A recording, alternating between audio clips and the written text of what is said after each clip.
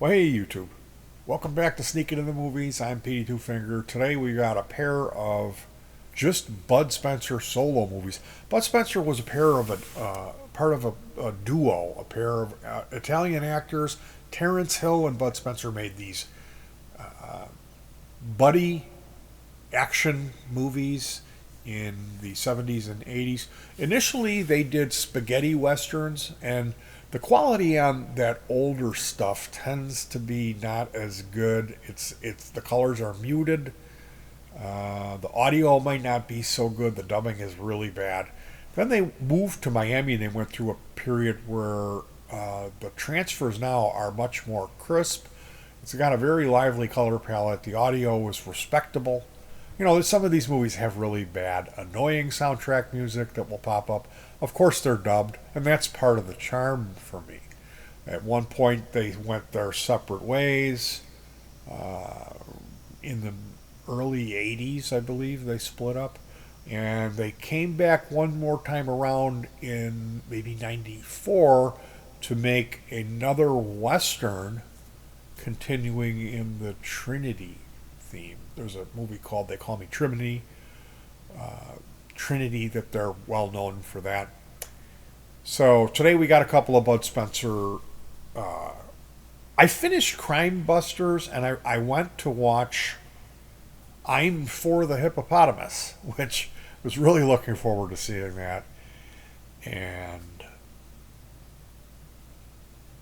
the print looked bad and the audio wasn't so hot. So I chickened out. Anyway, we'll circle back around to Hippo, and I'm going to do a review on Crime Busters. But for now, join me as we take a look at our first film, The Sheriff and the Satellite Kid. Bud Spencer appearing with this tiny tot. This kid has been beamed down from above. Uno scerrifico extraterrestria, poco extra moto terrestri is a 79 Italian children's comedy featuring Bud Spencer and child actor Gary Cuffy. Carrie, boy, that's hard to say. Carrie Guffey. Carrie Guffey of Close Encounters of the Third Kind fame. I could have swore his name was Kyle. It was followed by a sequel in 1980, Everything Happens to Me. The film's theme song, Sherrif, is written and performed by the rest of the soundtrack by Guido Maurizio De Angelis, then known as Oliver Onions, and was a local airplay hit in the same year. So, it's a small town, there's an alien event. The beginning of the movie was hilarious. They had these really bizarre jump cut scenes of people reacting, and some funny little kids doing some Guggenheim faces. And then the Fat Family appeared. They've got a very portly family who show up in overalls with their clothes stuffed, and they're all eating loaves of bread. And they kept bringing those fat people back, which is funny because Bud himself is not exactly skinny, but they really made fun of these poor fat family. Here is the sequel. Why Did You Pick on Me? That's the sequel, and I heard the sequel is supposed to be great, and just bananas bonkers, just like completely not making any sense, and that's the element that I really love about this. When they really try to naturalize it. Hey, look, even angels eat beans. We'll be reviewing that, hopefully. I don't think I could find a print of that right away, so maybe not. It can be done, amigo. Der Bomber! Oh, man. And Banana Joe, that was the other movie I watched last night. So, taking a look at this movie, it's a small town. It has that spectacular opening scene that is laugh out loud funny.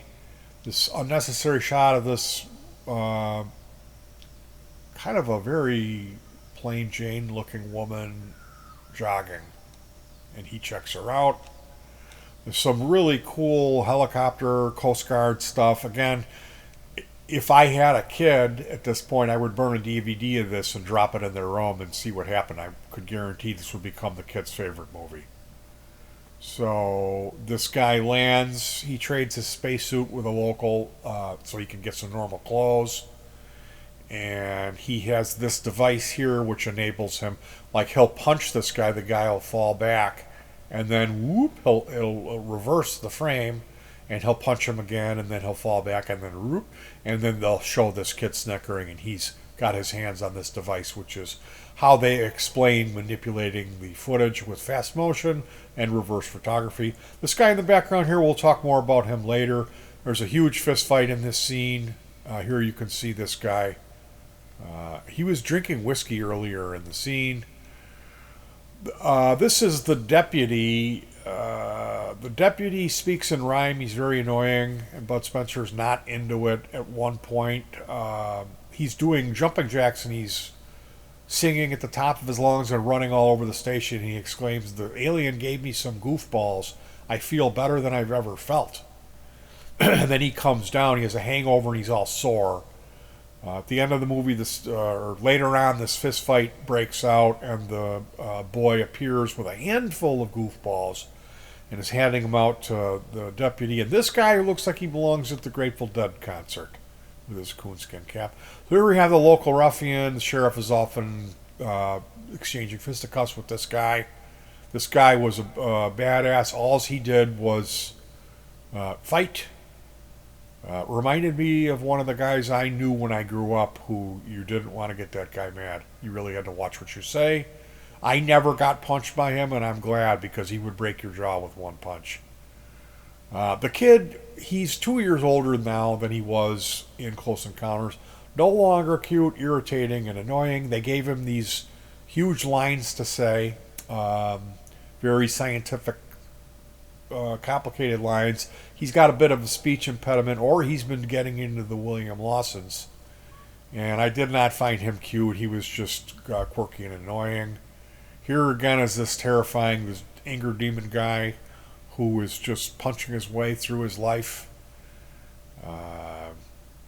This national monument, whatever this is, horses engraved in it, they didn't explain that at all. They just used it as part of the movie. The sheriff mobile and his sheriff suit. And there is some special effects in this movie, but it's very light. Very, very light on the special effects. The usual camera tricks with the fast motion and the rewinding, they certainly got their money's worth out of that feature. But the sequel, people seem to really love this movie, and I cannot wait to watch it. I really enjoyed this movie. I would give this 2 bananas up as we move on to Banana Joe. Hey, there's the deputy. Moving on to Banana Joe. This movie, also known as Baba Joe, the size of his bowel movements, features Bud Spencer in a tropical paradise. He's a simple man. He has bananas on his mind, and this is basically, he's big, he's funny, he's Banana Joe. You'll love him. If you think Bud Spencer made a mess of the police and Crime Busters, wait till you see what he does with the villains in Banana Joe.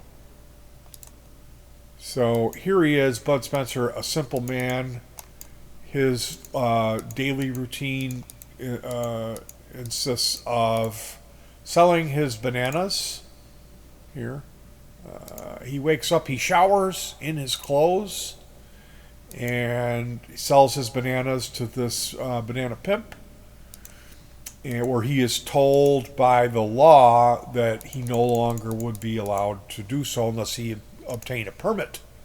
This man shows up with what we used to call a grease gun, and he has to travel to the city where he's never been, and he meets this Caucasian woman, and she is a performer in a nightclub. He meets a gay hairdresser. This chroma key isn't really up to snuff in 1982. We see some memory action here, which I had hoped that there wasn't going to be any nudity in these movies, and that was really kind of minimal. But Banana Joe insists that his world ends here, meaning He has the island where he is the king of his domain, and then he loads up his boat full of bananas, but he does not get off of the boat and go on the mainland. Here we see the grease gun. This guy here represents Western civilization. He's got a thick British accent and some sort of surveying equipment. They're going to build a banana factory here. So he must venture in and get involved with all sorts of hijinks. In order to get a license to sell bananas, he has to get his Catholic baptism certificate. In order to get his birth certificate, in order to get all this, he's forced to enlist into the army, where he breaks down against the red tape and system of bureaucracy. So there is some messages here. Here, Banana Joe pictured with his family. These are all of his children. He's known to have procreated. They don't call him Banana Joe for nothing. The grease gun. There it is. I made it halfway through Banana Joe. Only because it was... This was a truck racing scene that was really cool. They had each one of the trucks was kind of decorated. They had a bad guy. The bad guy was the one who had the nudes in his truck. The other guys had more clothed women, pin-up women. And there's the deputy from the sheriff and the Astro Kid. Here she is, the glamorous Caucasian woman, the prize. And Banana Joe. They don't call him bananas for nothing. So yeah, I give Banana Joe 1 banana and 3/4 banana up. I'm not finished with it.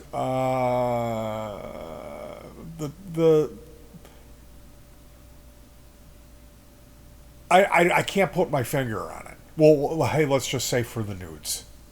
But again, I don't come to the Terrence Hill, Bud Spencer movies for Terrence Hill at all. I love Bud Spencer, although Terrence does a good job. He's funny. Some of his fighting stuff is good. He's got a completely different style. But it's not the attraction for me. And seeing these solo movies, they're just a little bit something missing with him by himself. Although this one was really good. I was expecting it to be that I really wouldn't enjoy it as much as I did. So maybe I'm being harsh giving it a 1/4 of a banana off. Either way, you should check it out. I will be back soon with my review of Crime Busters. That's the one that I finished watching last night, which was good. That was a Miami period movie. I got 2 pieces of music that I worked out, so more on those soon. Brand new pieces of music. And peace.